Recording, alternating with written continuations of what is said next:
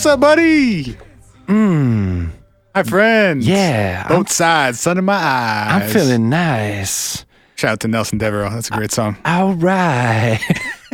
Both sides. I'm just going to keep rhyming things that Nelson rhymed until I pass out. Good job. That's my physical feat for the day. I'm going to rhyme things with Nelson's words until I go to sleep. Well done, sir. Hi, how are you? I'm good. Your microphone's a little loud. I'm going to turn you down. Oh, sad. Maybe by episode 200, I'll figure out how microphones work. I wanted to be heard. Well, shut the fuck up. Hi, everybody. It's the What If Podcast. We're the Sweary Boys or the Iffy Boys, depending on how you like to ring us in. Yes. Go to swearyboys.com. Hey-o. So proud of your domain ownership on a regular basis. I Guys, love it. spoiler alert. I love how much joy it gives you to own domains. It just takes you to our website, guys. It's not. But if you go to our website, there's a bunch of new merch in there. Hey! Man. I like what you got. Yes. God, yes. We got new stickers up there. We got new tees up there. We got new mugses up there. We got bigger sizes of some things in there. Oh, Yeah. Rouse. Yep. Yeah, that's shop.whatifpodcast.com, or you can just go to swearyboys.com and click on shop. Yeah. I have to own swearyboys.com because one day we'll make a cartoon out of you and me as the Sweary Boys investigating mysteries, and that'll be a perfect place for it. Is that how we're going to do that? I think it's a pretty good idea. Hey, Ryan. Yep. I'm bad at doing audio things. You want to keep talking? Make sure you sound good? Do you sound good? So I feel like I sound good, but I don't. You sound even better. Now let's see if I can make me sound good. Nice. Thank you. Thank you. I think we finally got there. Okay. Our apologies, guys. This is just made it. This is just another on-air production meeting. It's not like we haven't had a million of those in the last 200 episodes. Whatever. No, I'm saying we have. Ryan, whatever. Hey, guys. Good job. The head in the sky is complimenting us for being fucking idiots. What's going on in your life, man? Anything crazy? Nah, nothing like that. Our dogs finally met each other. Yo, that was cute. If you don't follow us on Instagram at What If Pod, you missed out on the puppy play date. The playcation. Bark Bjork. It was dope. They were a little skeptical at first, but they came around to each other by the end of the day. My dog ran away from your dog a bunch. My dog is a big idiot who wants to play with everybody all the time, like a little bit too aggressively. I like that he just, as soon as she was like, I'm a little tired, he was like, hey, hey. Bark Bjork. Bark Bjork. Blork. Come play with me. Heck. I don't give a shit if you're tired. No, it's good. At What If Pod, you'll get our dad dog's ghost blog updates along with fucking weird pictures of aliens, and sometimes Spencer takes video of him like mixing the episode before it comes out. Somebody said my backyard looked like a Lowe's commercial. So shout out to my wife. That compliment didn't quite make it to the intended party, but I passed it along. So we got there eventually. You didn't hear this, but I literally had to cover my mouth from spraying my computer with the beer sip I just took.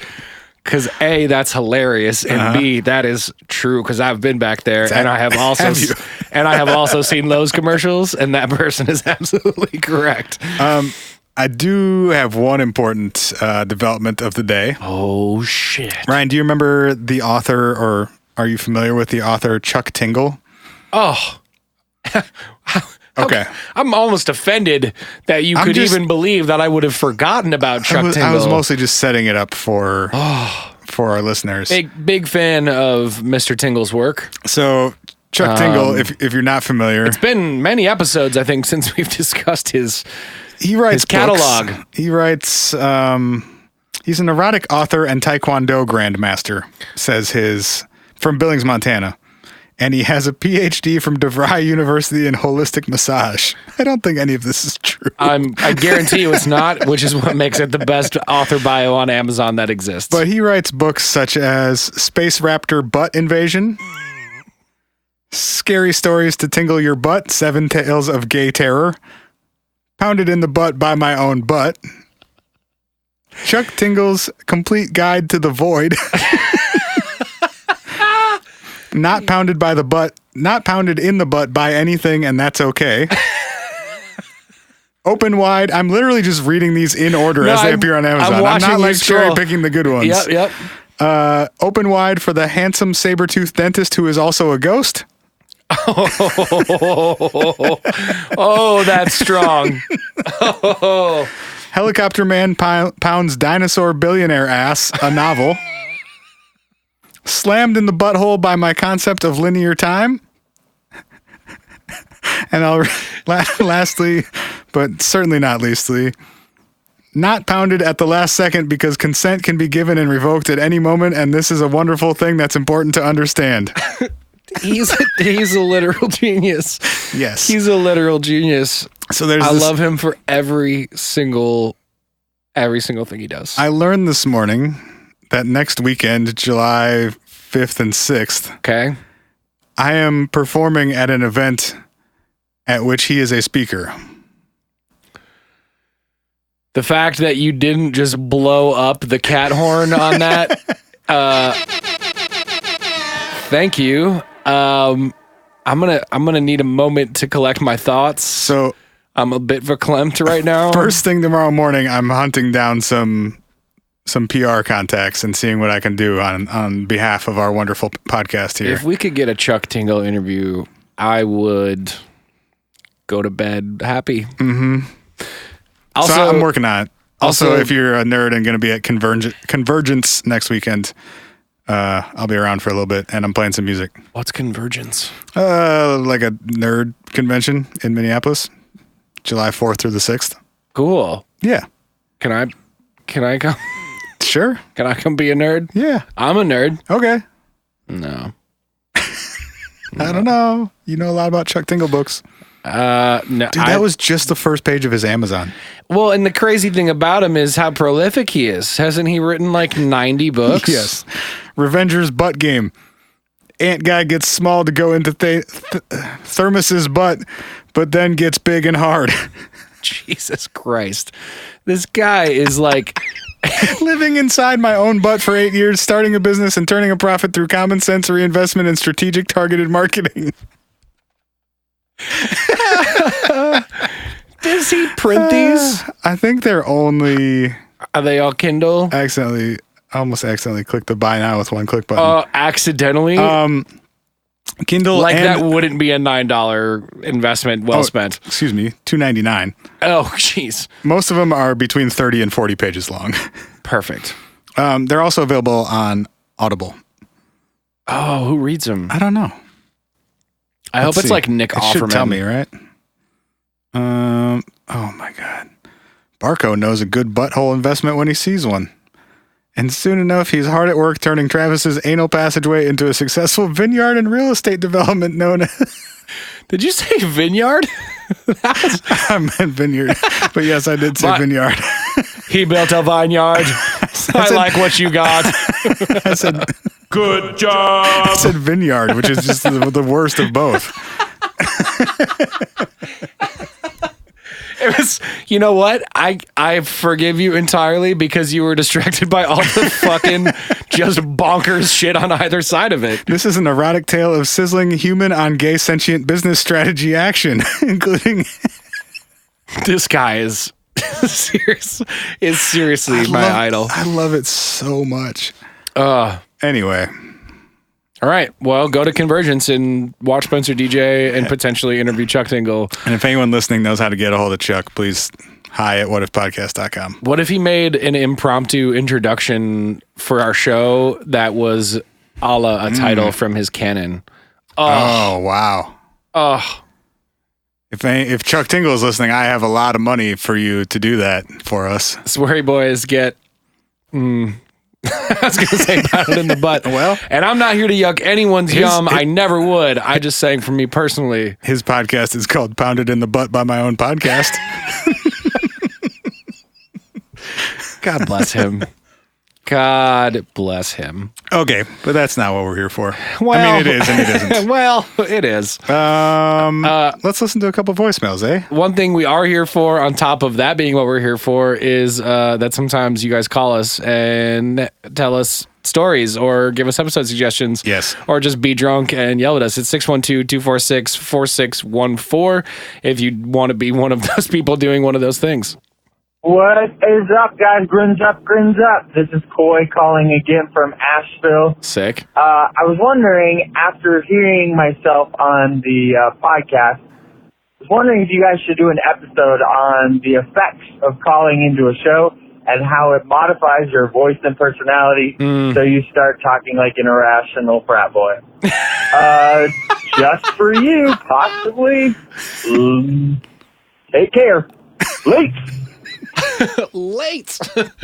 Yo, So hilarious. I think I came down a little bit hard on our drunk 22-year-old frat boy listeners. Received a lot of pushback on that idea, and I apologize. I apologize. Look, first of all, I will admit to all of you that an off-air production meeting was me also being hard on Spencer because I was like, look, man. I apologize. That's me. Sorry. That's me also. So I'm sorry. No, but that's fucking awesome. Coy, right? Coy was Yeah. the name? Yeah.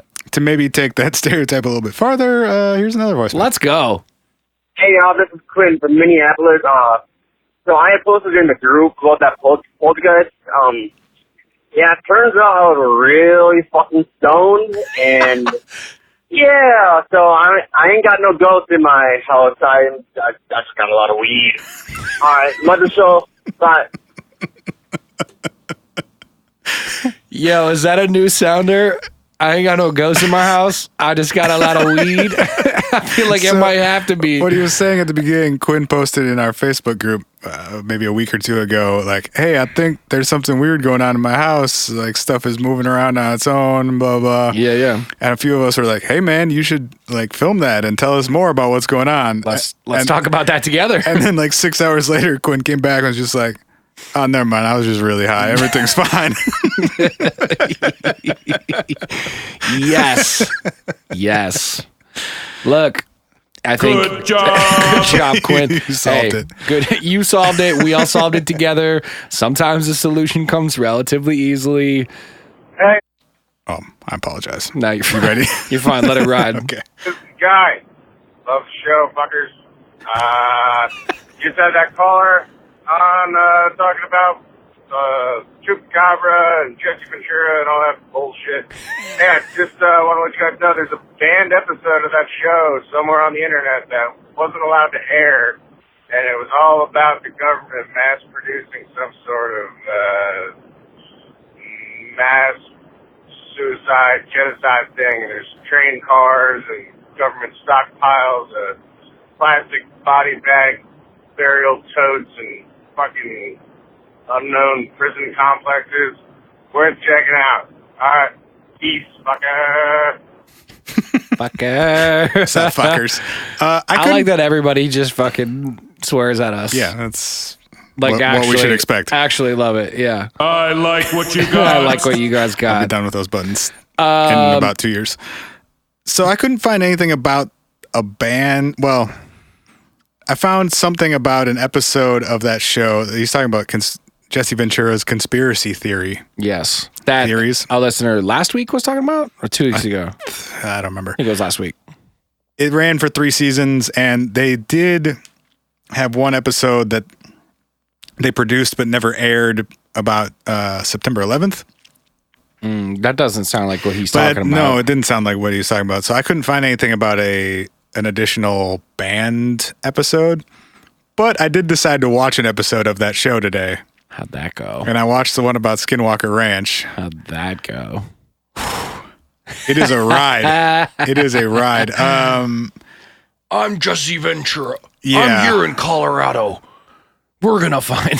So it's, I think it ran from like 07 to 09 or something like that. And it definitely, it reads like a precursor to a lot of or like a cheaper version of a lot of the Ghost Hunter. We're going to talk about big spooky sounding stuff and go out and find stuff for ourselves and take no shit, but nothing ever really happens. Yeah. Except Ventura is just way more off the rails to begin with. And he's not really playing a character in the way that no. people on those shows, if they're acting like that, are usually playing a character. I think he believes himself, unfortunately. But he's wearing just as many turtlenecks and leather jackets. there's so much good audio that I wanted to pull, but He's also enunciating like he's still in the ring, but he's just investigating the dark and deep Stop mysteries wagging of your our finger at me. government. I can't do the voice if I don't wag the finger, man. It's got to be both. there's so much great audio, and I would have pulled all of it to have Jesse Ventura introduce everything we ever do on the show again, but there's music under literally every second of that show. Dun, dun, dun. Every single second, there's something going on. Do So you they think went Jesse- pretty deep on some Robert Bigelow conspiracies. Bigelow is working with the aliens to hide the truth from us. Oh, Bobby Bigfoot's one of them. And then at the very end, a young, handsome as hell Preston Dennett shows up Heyo. as a MUFON whistleblower. Oh, sick. Yeah, to tell them that Bigelow is actually working with this new startup called SpaceX Uh-oh. to build a rocket Uh-oh. to get their weird alien shit into outer space. Is it working? How are they doing? Fuck no. Last I heard, the SpaceX is sending a whole lot of shit into space. Maybe it is. Oh, dang. Oh, dang. We could ask Preston. We could ask Preston. Man, speaking of paying people money to do intros to our show, Jesse the Body Ventura doing a like Sweary Boys intro What's would that? be pretty fucking awesome. What's the website where... Cameo. Yeah. Yeah. Is he on there? Please hold. Are there any other pro wrestlers on there? Oh, please hold.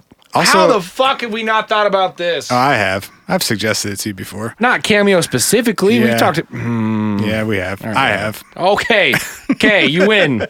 Anyway. I'm just saying that's the way that we haven't, is because we have. I would totally have Preston Dennett read some new stuff for us at the top of the show also. Or just start every show with his "Everyone was screaming." You love that clip so I much. do. I'm never gonna actually play it. I'm just gonna say it, and it's gonna sound more like Forrest Gump every time I say it. Okay. I can get behind that. All right. You still looking up Cameo things, or should we start the I actual have show? to sign up for an account that's soft. to search for who is available. So I think maybe I'll do that over the break. How about that? Okay. Bet. Do you want to start out by telling us about really long races? Because we're talking about crazy shit that humans can do with their bodies today. Man, I learned some wild shit. What if you could do crazy shit with your body? Maybe. Well, who knows? What if you ran really far? What if you fucked your whole shit up and made it out the other side? Because that appears to be what people are doing, is fucking their whole shit up and making it out the other side. Ease our way in, huh? Dip a toe in the old Fuck your whole ocean. shit up. Here's one way to fuck your whole shit up. Mm-hmm. Run the Leadville 100. How far that is? So 100 watts. and for what it's worth, when you say work our way up and dip a toe in, this is going to be applicable to what's coming later. Yeah, that's why I said it. No, I know. I'm just saying, like, for all y'all out there, like, this specifically will be applicable to what we're going to talk about next. It is a annual ultra marathon that is hosted out of Leadville, Colorado. It starts. Are they trash? Well, it depends. Ultra marathons. It depends on your personal definition of an ultra marathon. I think I don't like either of those words. ultra or marathon. You got something against the word ultra? Yeah, fuck yeah, man. Damn, son. You mad about I'm ultra more of a things? sorta kind of guy. That's real. I'll run a sorta marathon. Distance there, bud? 2.6? Sounds about right. Sounds about right. 2.62? I'll do that one. It was started in 1983, and the town of Leadville, How much cocaine led to the founding to of the this invention of this. ultramarathon? Yeah, right. The guy that started it actually was a marathon runner himself who was originally from Colorado, and Leadville had it was one of those mining towns in Colorado that had sort of dissipated over the years of mining becoming. Because they done mined everything. They done mined it all, or just mining as a whole kind of was. The robots took our jobs. They took our jobs. That might be a good sounder to pull. But what he said was, it would be cool and maybe interesting for us to bring a crazy marathon to our town. We could generate some buzz, some publicity, some economy to the area. And so talk to a co-founder about, what if we did this? he was pitching the idea locally in Leadville, Colorado, and the local hospital administrator told him, quote, "You're crazy, you'll kill someone." And and race co-founder Kenneth Schlober responded, "Well, then we responded, well, then we will be famous, won't we?" Yikes. Yeah. That's not the right attitude. I don't think so. So here's the race. It is 100 miles.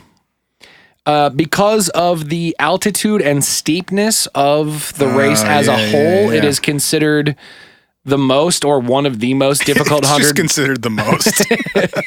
It is extra. The most extra. Extra marathon. No, it's considered one of the most difficult 100-mile races in the country. There's a bunch of ultra marathons, especially a bunch of 100 Is that a milers. term? Or ultra What's just that? means more than 26? Or does it specifically mean 100? I think it's anything over 26 is considered an ultra marathon, but I don't know that for a fact. Multiples of, or just like anything more than 26? Could I run 27 and is that an ultra marathon, or does it have to be 52 or 104 or whatever's in between there? Well, the 100 is not. 78. The 100 is a true 100. It's not a multiple, so I don't think it has to be multiples of 26.2 to be Right. in the marathon family. But I don't know if ultra has. Actually, So I what have sort this of right elevation are we talking about? any foot race, yes. An ultra marathon, also called ultra distance or ultra running, is any foot race longer than the traditional marathon length of 26.219 miles or 42.195 kilometers. And why neither of those things are a round number, I do not understand. It's a distance between two places from the old days.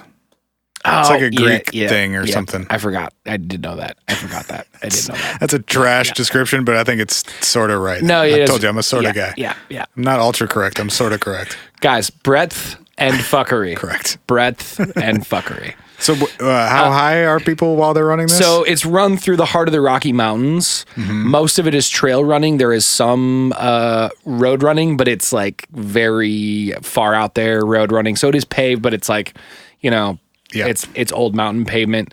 But most of it is true trail running through the mountains, through the Rocky Mountains. It starts at 10,000, 10,300-ish feet. Hell no! Yeah, exactly. Excuse me. Throughout the entirety of the race, runners climb and or descend a total of 15,600 feet. So there is over 15,000 feet just of total grade change. of change in altitude over the course of time they're running. Does that make sense? Yeah. So if I guess I would like to know in what direction most of that is. well, Like, are you ending at sea level? I'm assuming not. no, it starts at 10,000 feet and you finish at the same spot it starts. So the way Oh, okay. it's a go and return dog leg, they call it, where you literally run up to the top of a summit in the Rockies and then you run back down. But there are multiple points where you are climbing on your way back because you have to go over peaks to go down to go back up again. It's not a straight line. Yeah. Yeah. So there's tons of up down throughout the course of it. The old up down. The lowest elevation that they run at for the Leadville 100 is 9,200 feet. Oh. So So you barely dip below that 10,000 at all. right. And the highest elevation they're at is 12,620 feet. Yeah. So if you think about it, you're not changing that much in distance, but everything is a hill, either up or down. If you're doing 15,000 feet. 16,000 feet of elevation over the course of the 100 miles. So part of why I got into this was I watched this super cool documentary called The Why that was done by Billy Yang. He's an ultra marathon runner who has a YouTube channel where he documents his running shit and documented himself and his crew. Well, himself running the Leadville 100. These guys get, guys and gals or non-binary friends, whoever's running it gets, you have to run the first 50 by yourself. So you have to get to the halfway point by yourself, and you get a pacer on the way back, but there are multiple aid camps along the way every 10, 15, 20-ish miles. There's an aid camp that you run to, and there's your homies are waiting there for you. They've got your car and your gear and all kinds of food and gummies and gels and fucking waters and juices Like and Colorado calories gummies or and, normal gummies? I don't know. Honestly, to be able to run that long and like that far, I'm sure a Colorado gummy would probably help sedate the process, but who knows? It also might make you be like, "Wow, fuck am I running right now? Oh, it's beautiful out here at night. I'm gonna lay down." How long do people take to do this? So the time limit for the race is 30 hours. Okay. Most years, fewer than half of the people who start it finish. What happens if you don't finish? You just return from wherever you're from. You go to the nearest aid tent and then you get driven out of Got it.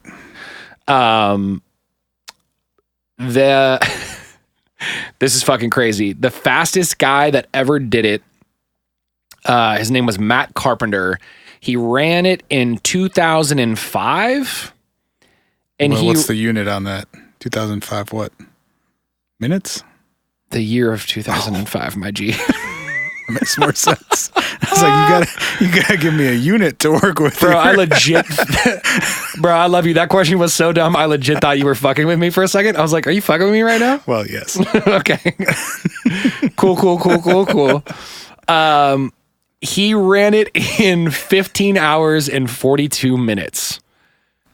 Okay.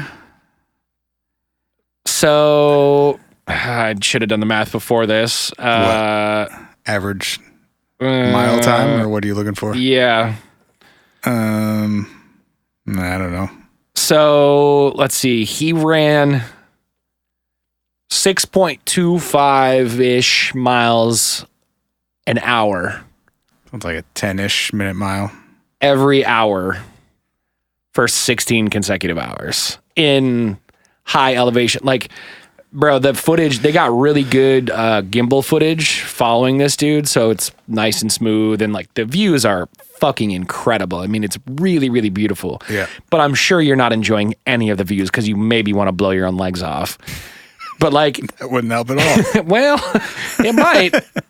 I actually read about a Japanese. There are these Japanese monks Yeah. who do this 1,000-day trek Oh. where they have to go. How many miles is it? Fuck. Anyway, they do 1,000 days in a row of like, I think it's like 100 miles a day or something. Jesus.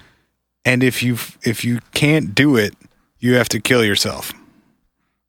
Well, that doesn't sound very fair. If you're like me, do you just not go to the starting line? You just like, oh no, I'm just gonna kill myself here because I won't make it through the first day. So Can I retire from being a monk, or do I kill myself now? Yeah. What would you guys prefer? Hey, would you prefer to come back from that 1,000-mile thing with me here, Dad, or what's your preference? I wrote it in my paper notes. Hold on, I got the actual distance. It's okay, 60 miles a day for 1,000 consecutive days. And I wrote, you have to kill yourself if you fail. Holy fuck. So you're doing, what is 60 times 60,000 miles over the course of 3.5 years. Ish. no, not quite 3 years. Oh, right. Math is hard. Math is Also, hard. you got to dedicate 3 years to doing a fucking thing. Yeah, You man. just go walk. They just walk around a mountain, like the same mountain. They just take laps. I had so much respect for these Leadville 100 cats because when I was watching them, you know, Billy, like, he doesn't really interview people, but it shows him like running into people he knows going up and down the mountain, and I was just watching like how grueling it was for these people, and like let me be clear, you can't just be any fucking dickhead and go run this. Like, you have to qualify. No, I wouldn't think so. You have to qualify for this ultra marathon, like, well qualify as a notable ultra marathon runner, and you have to be able to prove that you have a crew and you can actually execute on it. I think they'd want to just make sure that people aren't going to die, first of all. I'm saying it's exactly what it is. It's like they don't want that attached to them. Yeah. You got to be proficient enough to be able to complete this thing, or you're going to die on a mountain. You do get a pacer on the way back, and I actually think that that's legitimately part of it. Is the first 50 is like incredibly fucked up and grueling. You start at 4 a.m. and you start running back at like, well, for many of them at like, 6 p.m., 5 p.m. Yeah. So you finish for many of them like at dawn or slightly in the morning, like 9 a.m. or whatever. And like, I think they probably have those people with you on the way back because they know that you're going to be running into the night, one. And two, you're going to be on mile fucking 80 of a run through the goddamn Rocky Mountains. Like, they need somebody there with on you. No sleep. Yeah, on no sleep. Like, oops, I got too dehydrated and I passed out and fell down the goddamn mountain. Like, they don't want that. That mountain lion looked really comfortable, so I went to take a nap on him. Come here, squishy cat. Oh, I'll sleep inside you forever. The oldest guy to ever do it was 70 years old. He completed the Leadville 100. Age does not seem to be a huge deterrent in extreme endurance feats. I mean, seems to be an advantage sometimes, actually. I mean, only if you've been doing it the whole time. Yeah. It just doesn't seem like a young person's game most of the time. It's probably got a lot to do with patience, man. Yeah, no, it's got to be the mental aspect, obviously. Yeah, how patient do you have to be able to run a 100-mile? I can't run 3, bro. Are you fucking kidding me? Yeah, you could. I could, but it would suck. Well, yeah, like 100 wouldn't. No, but that's what I'm saying. At 3, I'd be like, okay, we're done now. Fucking 100. Get the fuck out of here. Ryan, we have to read some ads.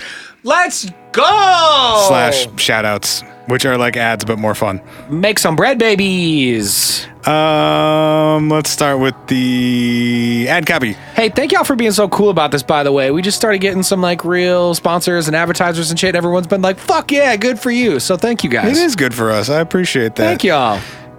We want to take a second to talk about Stitcher Premium and recommend some cool ass podcasts that are on Stitcher Premium. Oh, Jesus. I've been listening to the Bill Simmons podcast, the Ringer NBA show, Low Post lately to keep up on all things NBA related. If you want to know as much about the NBA as we do, or significantly more. Or as little. Or as little. Ryan, I know you fuck with my brother and me. I do fuck with my brother and me. I've been listening to The Boogie Monster with Kyle Kinane and Dave Stone, who last week had comedian / paranormal dude Ryan Singer on to tell maybe the craziest Bigfoot story I've ever heard. Sick. With Stitcher Premium, you get thousands of hours of original and ad-free content, like My Favorite Murder or Today Explained. Plus, you get early access to new releases, exclusive bonus episodes, and archives of your other favorite podcast. Hundreds of stand-up comedy albums, and of course, our show is there. Yes. If you want a free month of Stitcher Premium, use promo code WHAT? That's promo code WHAT? What? At StitcherPremium.com. StitcherPremium.com. Get a free month of the show. Type in what? You get to hear all that cool shit. Yeah. Go. Do it. All right. Shout out number 1. Ryan, do you have this one pulled up? I do. I think this one's just for you, actually. So for those of you who don't remember, or maybe you're new to the show, we do a thing called shoutouts, where for $50 we will say within reason pretty much literally anything on the show. If you go to whatifpodcast.com/shoutout, you can go in there, check out, tell us what you want us to say. We'll read a birthday celebration. We get it. We'll advocate for your favorite. Ryan, this one's really long. 80s TV show. Read the guy who used 198 out of 200 words for his shout out. Sick. Proud of this person. We've got 2 shout outs this week. The first one says, and I'm going to read the instructions because I think it's important for you to know why I'm doing what I'm doing. Yes. It says, please read everything aloud that is in parentheses and clarify that they are in parentheses to the audience. That was in parentheses. Hey, boys. This is Jet Smith from Salt Lake City, Utah. I want to start out by saying hey to my two best friends who are getting hitched this coming April, who are fans of the podcast. Congrats to Caitlin and Gibson. Hope y'all don't die anytime soon.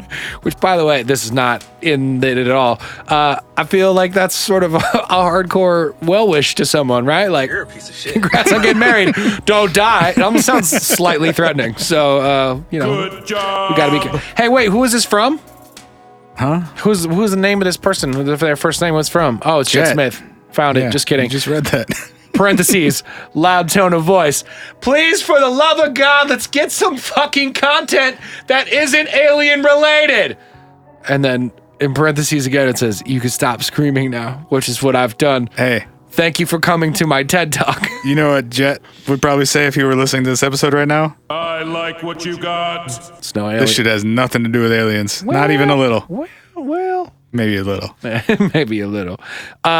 Also, Jet says, thank you for coming to my TED Talk. Also, Soulja Boy Telling by Soulja Boy is better than anything that the Beatles has ever released. I am just going to ask a few questions that I want to know because I paid $50 fucking for this and you said I get 200 words. But you abbreviated Salt Lake City as SLC, so you actually probably used all 200. Also, that means, Jet, I'm not going to read your last 3 words because I'm just kidding. Okay, Jet wants to know, is water actually wet or does it just make everything it touches wet? Ah, fuck. Oh, my head hurts. Will Nickelback just ever fucking give it up? Yes. Not if they They will die eventually. Well, they will die eventually. But in the interim, not if I was making that much money, I Nothing wouldn't is give it up permanent. either. Does anyone actually know the lyrics to Even Flow by Pearl Jam? No. I absolutely don't, because I don't think I've actually ever heard that song. Sorry, Jet. Why the fuck don't we use the metric system? I mean, because we're Merca. Parentheses, more of a statement. We should have never left the gold standard. Jet, hell of a use of your 200 words and your $50. Congrats to Caitlin and Gibson. And You're giving him way too many extra words, bro. thanks for shouting out the show. All right, Michelle says, hi, what if? Just hoping you will shout out that body positivity is beautiful and fat people are human too. Please say, damn, that girl big. You guys rock. Damn, that girl big. Hell yeah. Fucking love yourself and love everybody. Fucking everybody's cool. Be cool. Be cool, babies. All right, Back to the show. back to some weird shit. So you were talking about a 100-mile race. Yeah, man. Let's take it up about 3,100% Oh, Jesus Christ. and talk about a 3,100-mile race. Oh, my God. This is the Sri Chinmoy Self-Transcendence 3,100-mile race, which is the world's longest foot race. The entire thing happens in Queens around 1 square city block. So over the course of 52 days, people will run down the sidewalk on 84th Avenue, past Thomas Edison High School, down 168th Street, and back. And the distance works out to running that square block loop 5,649 times. 5,649 times. Around 1 block. So if it's 30, if the whole race is 3,100 miles, It's like roughly half a mile. yeah, like less than half a mile, right? Or No, slightly more. more than half a mile. Yeah, it's like, It's like 0.65-ish miles. sure. I think it's 0.5 something, but whatever. Yeah, half a mile-ish. They have 52 days to complete this distance, and they can run, walk, however they want to move, but you're only allowed to run between 6 a.m. and midnight. So you have to stop at midnight until 6 a.m. the following morning. Oh, so you're only allowed to run for 18 hours a day? You can run less than that, but if you're doing 3,100 miles in 52 days, you have to be doing an average of about 60 miles per day Fuck you. for almost 2 months straight. Fuck you. This is seriously the most like ridiculous thing So I have considered a human being doing. The whole point of it And the reason that Sri Chinmoy started it was that's the name of a person? yeah. Oh, I didn't know that. Yeah. Is for runners to, quote, transcend their own previous capacity, gain spiritual insights, and, quote, overcome the entire world's preconceived notions of possibility. Well, you fucking overcame mine. So a lot of the idea behind this, and like Sri Chinmoy had a school of meditation as well. Like you have to be so. This is much more a mental feat than a physical feat, even though it's an insanely difficult physical feat. And I think that's the reason that it happens in one incredibly small, incredibly repetitive location. Not only are you running for 60 miles day in and day out for 2 months, you're doing it around the same fucking block. I mean, it truly has to be designed for, like, this is going to hurt your mind. Yeah, that's the point. Right. Yeah. Because there's no other, I mean, like when I think about the Leadville 100, it's like, you know, is that hard? Yes. Insanely. Literally can't imagine running, like I said, more than fucking 5 miles, much less running 100.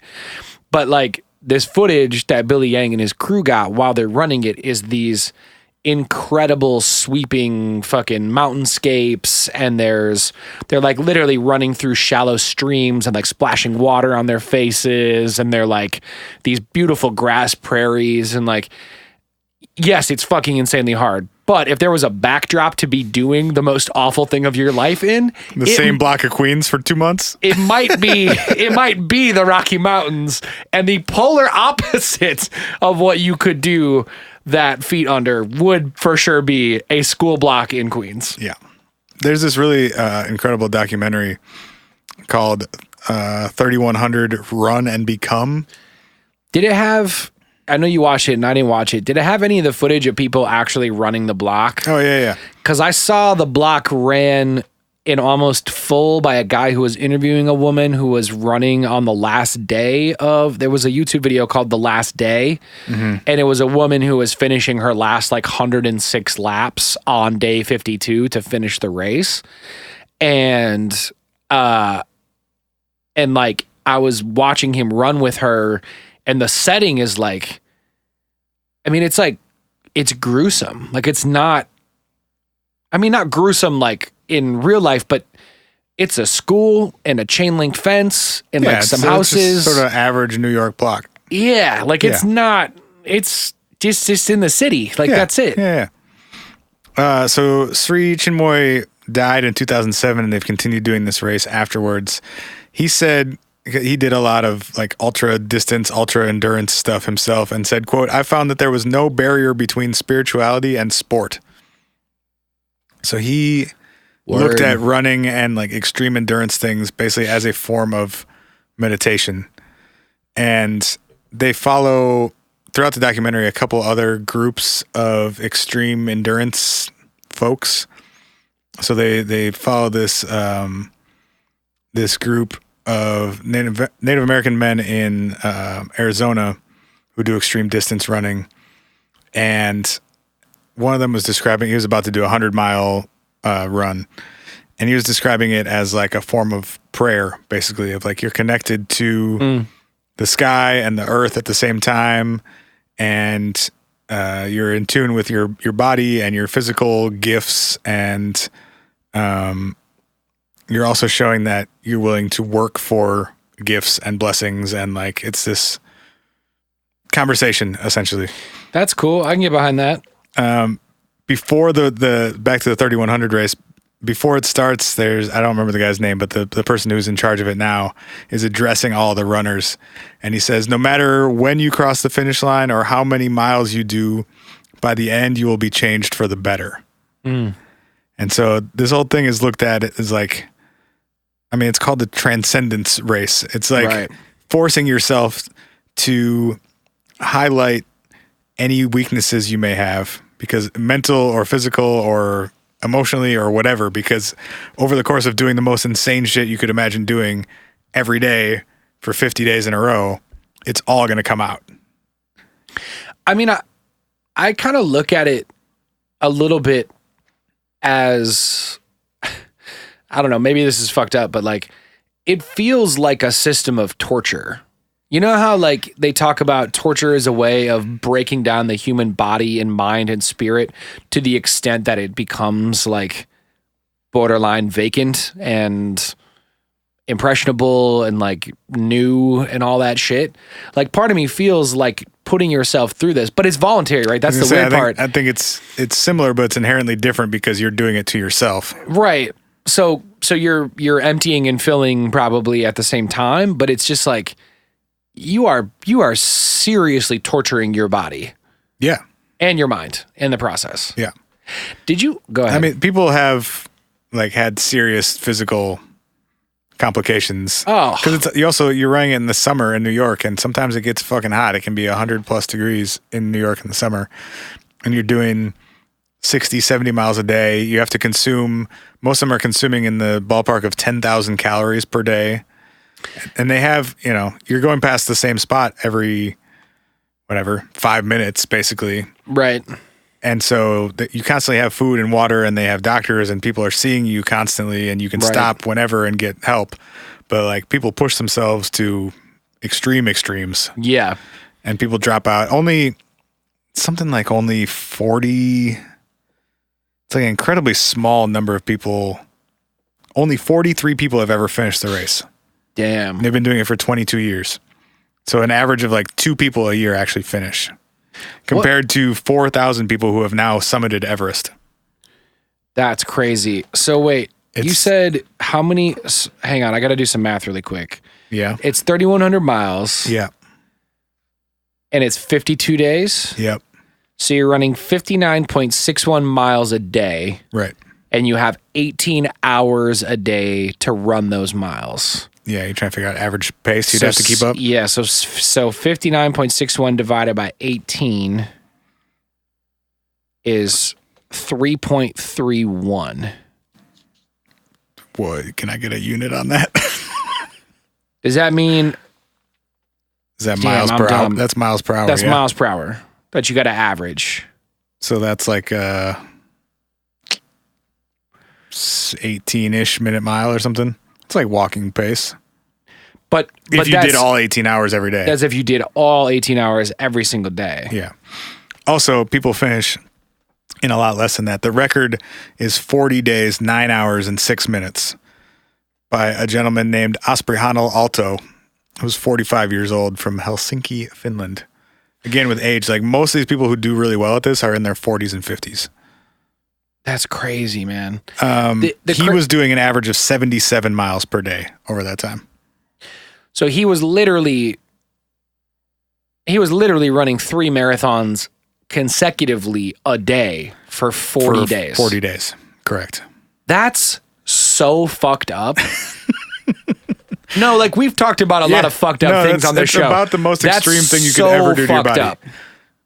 And this dude, I like borderline don't believe it's possible. Like I know that it is because there are documentaries and video footage of these people doing this thing, but that is fucked up. So only 43 people have ever finished this race. He's done it 14 times. Fuck off. Not saying that's 43 separate individual people, but he personally has done it 14 times. Not saying he's 14 of those 43. You know. Yeah. No, I get what you're saying. I was stopping because I was just wondering whether or not his legs had just been worn down to like little eraser snubs. And he's just like a little, like kind of short Finnish dude in his 40s.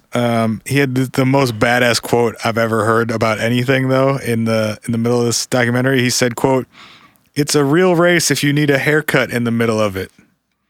Damn, because they're talking to him while he's getting his haircut on day like 30 or something. Damn, that's ice cold. He's like, my shit looks fucking busted. I'm trying to look fine while I sweat my fucking ass off. You guys running your 100 milers? That's not shit. I need a haircut in the middle of this race. Jesus Christ, dude. It's so wild. I just I think about, for comparison's sake, I think about watching these people run the Leadville 100. And again, yes, that's 100 miles in a day, but we're talking about people doing 60% of that every day for 52 consecutive days. Damn near 2 months, yeah. And the people who were doing the Leadville, Granted, not at 15,000 feet. not at 15,000 feet, that's true. And also not on terrain that is like crazy, rocky. Although it and- might honestly be worse in some ways. You're turning every 1/10 of a mile, basically. They do alternate direction every day. Oh, So you're not like constantly turning on one knee or something. yeah, that would probably be bad for your legs or over on time, one I side would of your body. imagine. Right. Fuck it. Also, Osprey Hanel, the badass who has won this thing a bunch of times. Yeah. And he's run it 14 times. Yeah. He runs in ultra boosts with the toe cut off. He takes what? a pair of scissors, not like the sole of it, but the top of the toe, like the toe box area. Yep. He just cuts off. Is that so he doesn't like run his toes into it over and over I don't again? know. And then he tapes each of his toes individually inside his sock with like athletic tape so that they don't blister and chafe, I guess. Oh my God, I can't even imagine. I bet you the chafe would be unbelievable. They showed one. So people have had like blisters and stuff bad enough that it took them legitimately years to recover from them. And people have almost died. And like they have a doctor on staff. And one of the requirements of doing it is that if the director tells you that you have to stop, You have to stop. and there's no discussion about it. You're just done. Like you have to stop right then and you can't run again. It also makes sense that like they're not going to try to push anybody to the brink. Yeah. So there's one woman that they follow in this documentary who dropped out after like mile 995 or something because they forced her to. But it sounds like too though the ethos from it, like from its inception, is that regardless of whether or not you complete this, what seems like, and maybe it's not, but what seems like a relatively arbitrary number of miles in an arbitrary amount of time. Yeah, I don't know how they settled on that. I didn't get anything about that either, but like running 1,000 miles over consecutive however many fucking days crazy. is fucking insane. And Yeah. I'm sure you learn a lot about yourself in those 1,000 fucking miles. So there's one to get a little bit of paranormal something into this episode. Heyo. Fuck you, Jet. It's not aliens per se. Just kidding. We love you. A woman who has completed the race said the first time she did it 48 days into the race, quote, transcended. I saw myself right in front of me. It was very, very scary. The next night I saw myself again and I said, you go, girl. I really tapped into my inner self and spirituality. So she was having like a true straight up out-of-body experience while still running. That is such but a also- fucking trip. Also like sort of a third man effect type thing. Oh, right. Because Because she someone was- who helps you in a time of need. She was seeing herself in front of herself, not behind or adjacent or anything like that. And so it sounded like it motivated her in some ways to keep going. Dude, that is super wild. I got to imagine after not sleeping and eating enough and doing the most repetitive thing you could possibly do for 48 days in a row, your brain is in some pretty weird places. Oh my God. Can you imagine? The other thing that is really wild to me is, you know, man, actually, I have like so many questions for you about this documentary. Okay. Like, first of all, do these people have support systems in place? Yes. So most of them, it looked like they didn't get. I really like the way this documentary was done, but they sort of took like a more artistic approach to it and didn't get super into details of the actual event. Story, yeah. It was more like following the people involved in it. Yeah. But it looked like most of them slept in RVs parked on that block. Bro, can And you so they imagine had- if this was your city block and this was just happening outside of your They residence? show them running past kids like walking to school and stuff. That's and so crazy. New York's fucking wild. they're this dude Osprey Hanel was talking about you have to eat like constantly. Yeah. Often, almost always while you're running or walking, he'll like do a lap, walk for a little bit, eat something, and then start running again. Yeah. And he said he ran past a dude while he was eating a bag of potato chips. Yeah. Like Osprey Hanel was eating. And the guy looked at him and just said, dude, really? like he was just out for a jog, but also needed to eat a bag of potato chips. Not like he was on mile 2,500 of this 50-day race he was doing. He's like, dickhead, I burned this many calories in fucking 45 minutes. Fuck off. So he's saying he would eat 10,000 calories a day for the entire race and always lose weight.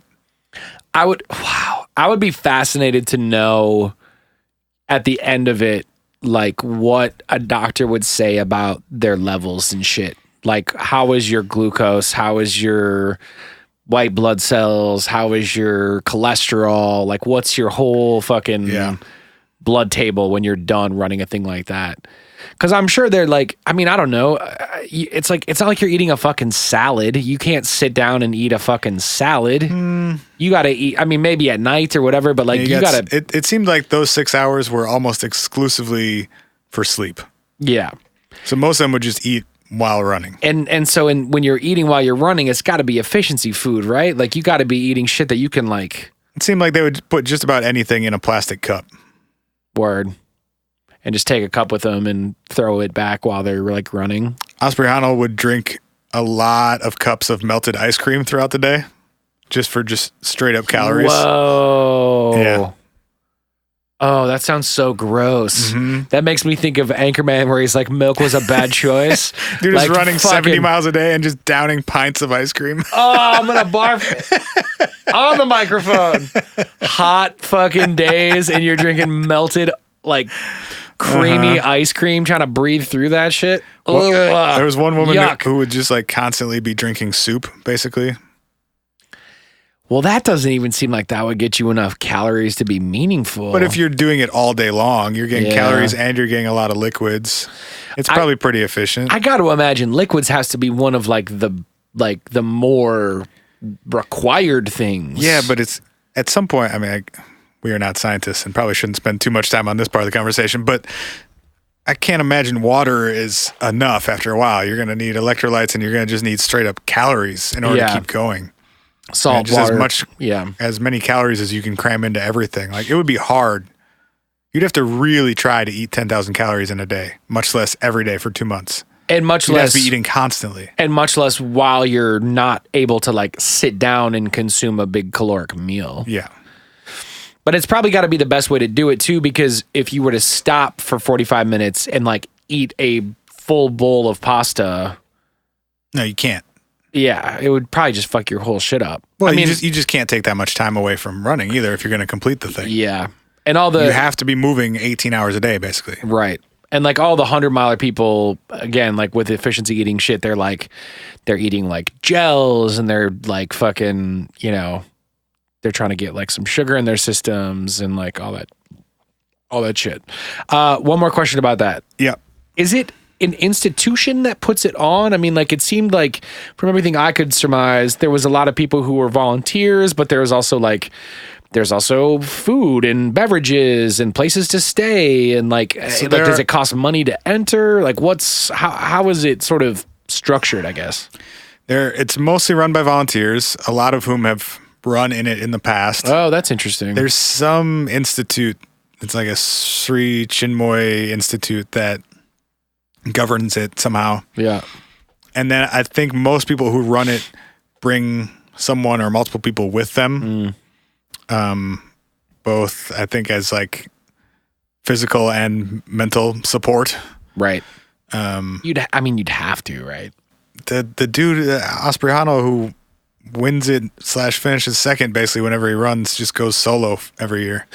Are you flies over from Finland and just runs his ass off for 2 months and goes back to delivering mail in Helsinki. What a fucking beast. Do you get to put anything in your ears? Yeah, you can do whatever you want. There are like no rules about how you can listen to stuff. That could be kind of tight just to have like a fucking, you could like listen to books and shit and like 18 hours a day though. No matter what you're doing, it's going to get old. Like, you got to be. Yeah. No, I'm just saying, like, you got to be in your that own would head. help. In your own head for a lot of the time still. Too much time. Well, I think that's the whole point. You got to transcend. But yeah. That's fucking crazy. Should we talk about free diving quickly, or do you want to save it? We're at like exactly an hour. We could talk about freediving. All right. Or we could save for the Patreon this week. I got too much other shit for the Patreon. Let's talk about freediving quickly. All right. I got a lot of Bob Lazar, Joe Rogan, Jeremy Corbell shit to talk on Patreon this month. All right. Well, really quick, if you want an extra episode every week plus access to 70 episodes of the show that you've never heard before, go to patreon.com/whatifpodcast And for just $5 a month, you'll get an extra episode every week. And like I said, access to all those episodes. And you'll get to hear Spencer talk about Bobby fucking lasers. And how I went to a salt cave last week. You went to a salt cave last Sure week? Did you lick the walls? I sure didn't. Well, come on. Freediving is maybe the only thing crazier than this 3,100 mile race that I could find. I'll be the judge of that. All right. So, freedivers, if you're not familiar, basically without any sort of equipment, no oxygen, no anything, just try on one breath, try and dive as deep down into the ocean as they can. Nah. And then come back up. Nah. Without dying. Nah. I'm good. So there's a dude named Herbert Nitsch, Nitsch. I'm cool on all this. Who has gotten to a depth of 831 feet. Are you sure? Yes. Although he almost died. Yeah, I bet. Sounds about right. So at just 60 feet, your heart slows to half its normal rate. What? Wait, 60 feet underwater, your Yeah. heart's just from the pressure at 60 feet? So if your normal resting heart rate is, say, 70 beats per minute, you're down to 35. Now, I will admit, I am very bad at math, but if your heart slows down to half its rate at 60 feet, I would imagine that by 860 feet, your heart is not beating anymore. You're dead several times over. I don't know. I'm not bad. I'm not good at maritime Your studies. blood starts to move. human biology. Your blood starts to move from your extremities into your core, and your lungs start to shrink to a third of their normal size. Gross. At 300 feet, the pressure is now 9 times that of the surface, and your heart beats at roughly a quarter of its normal rate. Do you have eardrums anymore? At 600 feet, the pressure is 18 times of that on the surface. So then you don't have eardrums anymore.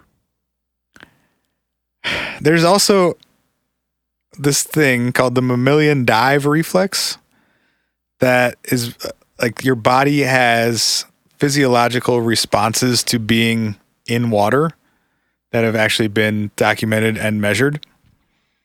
And when humans are immersed in water, our body starts to like override our normal reflexes, I guess. So your body starts moving oxygen out of other parts of your body into your lungs and into your brain. And this happens as like, you don't even have to be submersed. Basically, if you stick your face in water, your body will naturally start doing these things. Word? Yeah. Damn, dude, that's crazy. Your heart rate slows. Your blood is redirected to your vital organs. Your red blood cells stored in your spleen are released. I don't exactly know what that would accomplish, if that releases more oxygen into your blood or... I don't even know what a spleen is, bro. Your vascular system starts to constrict, so it naturally slows your blood flow. So you're using oxygen less or more slowly. Crazy. So some people have taken extreme advantage of this and have been able to dive to depths of 800. Well, one guy has been able to dive to depths of over 800 feet. He did it exactly once. And he said, quote, "On the way back up at about 75 feet, I fell asleep." I don't think that's the word for that, my fucking guy. I'm pretty sure the word for that is passed the fuck out. Get the fuck out of here. Oh, I fell asleep. You know, I was coming back up, and to be honest, I was bored. I was just bored, and I had taken my melatonin and my warm tea for the night, and I just took a quick snooze on the way up to the surface. So luckily this was during... Fuck you, bro. This was during a competition, and there were safety divers who found him and brought him back up to the surface, but they did it too quickly. And after Got the bends. And after about 15 minutes, he started to lose feeling and eventually become paralyzed on the right side of his body. Whoa, is that part of the bends? I guess it can be in extreme cases. Damn. Or maybe when combined with the other extreme things he had just put his body through. That's pretty crazy. Herbert said, quote, "I was wheelchair bound. My brain was gone. I could hardly speak, and I didn't know my best friends' names." Oh, cool. This sounds like the coolest hobby. It sounds like so much fun. He eventually mostly recovered, and he was talking to doctors who said, quote, or he says about this interaction with doctors, quote, "They said you should never dive again." And I said, "Okay, see you later." I did some diving again. And then I went right back in the water. I did some diving again, and it was splendid. Okay. It's Captain Deathwish. Outside the water, I still have some issues with balance, coordination, and articulation, but in the water, it's maybe a bit more my element than being on land. Being in the water, I feel like a kid again. Yeah, because you fucked up your motor skills, bud, so it's nice to be in a fluid where you don't have to fucking walk or stand or balance. Trash. I bet... So trash. I bet that is easier because you fucked your shit up, dude. God. Hell no. It's like if I walked. No. That's like if I walked out. It's like if I walked out in front of your house right now and just beat my head with a bat, and then I laid down and I was like, "Man, it sure is a lot nicer to be laying down than it is standing up right now. I just adapted to laying down." Yeah, it's because you beat your fucking head in with a bat, you dumb idiot. Jesus Christ. This fucking guy. Calm down. This fucking guy has done things that literally no other human being has ever done. Yeah, and thank you very much. I'll abstain because I'd like my balance and coordination skills as bad as they are, the way they are. Last quote from Herbert. "Even though I'm not competing, I'm back to where I was before. I confirmed to myself that I can do it, and that was enough." So he's gone back to those same depths again after nearly dying and becoming half paralyzed. Just to be like, fuck you, I can do this shit. Yeah. I do and think, for that, I respect him. I mean, I guess, bro, if you're trying to die in the ocean by yourself. Hell yeah, bro. Let's die in the ocean by ourselves. That's what Herbert says, at least. I do think one of the craziest things about this episode, whether it is that fucking crazy motherfucker or the crazy motherfuckers that run the Leadville 100 or the crazy motherfuckers who run the Sri, say it again, Sri Chinmoy 3100 miler.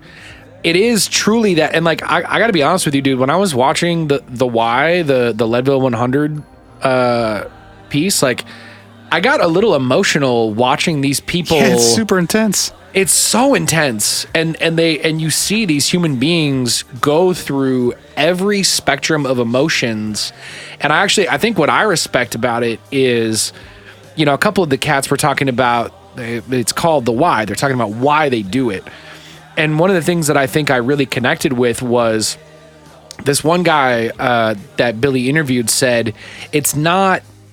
He said in the moments that I want to quit, while I'm running 100 consecutive miles for 24 consecutive fucking hours, what I tell myself is, this is why you signed up. You signed up to bring your human existence to a point where you wanted to quit so that you could give yourself an opportunity to go past it. Yeah. And that, I think to that's me, the point of all this shit. Yeah, and that to me is the most like beautiful and interesting and fucking crazy part of any of this. Is it's these people who go, the human body was meant to be pushed and pulled and prodded and tested and like, or we don't know what it's meant for. Let's find out what it can do. Word. That's, yeah, maybe that is like, we know that there is a bounce back to what we have been given. I'm going to define it for myself. Let's see don't how tell far, me what I can do. Yeah, exactly. Let's see how far it can bounce back if I really push it. If nothing else, everyone that we've just talked about is way more dedicated to whatever they're doing than I've ever been to anything. Oh my and God. So I have to, to respect that. Even if it's objectively a bad decision. by all percentage points I could possibly give it. Absolutely. All right. Love you guys. Okay, don't go for a run this week. It's scary out there. No. Do it. Look, just make pasta and hang out in your yard. Take the same approach that these crazy motherfuckers take to extreme endurance events. Yes. And apply it to whatever thing you want to be better at. That's tight. I fuck with that. Sucking at something is the first step to being sort of okay at something. Hell yeah. Just don't do it to the point that you're gonna hurt yourself. Yeah, don't die or become paralyzed, please. That's always the scary part about these. Is it's like you're just on the verge of hurting yourself, and I feel like there's a little bit of a balance between doing something really intense and totally hurting yourself. Yeah. You're gonna need feeling in half of your body. Okay. Stay just Both barely halves. on the right side of Not that one line. half. Both halves. All right, love you. Bye. Love you. I'm not going to say bye yet because Spencer just slowly cuts me off every week. Hey, if you want to leave us an iTunes review, that's tight. We love iTunes reviews. When we get to 400, we're going to do another live episode on our Facebook page, which is dope. So yeah, if you go to iTunes and leave us a review, it helps us out a lot. And if you go to Facebook and look for the Facebook group, you can join the group. Guys, I have control over Ryan's microphone. Oh, am I fading out? Am I fading out? Oh, no, I'm fading out. Follow us at What If Pod on everything. Hi, whatifpodcast.com, 612-246-4614. We love you. See you next week. Bye.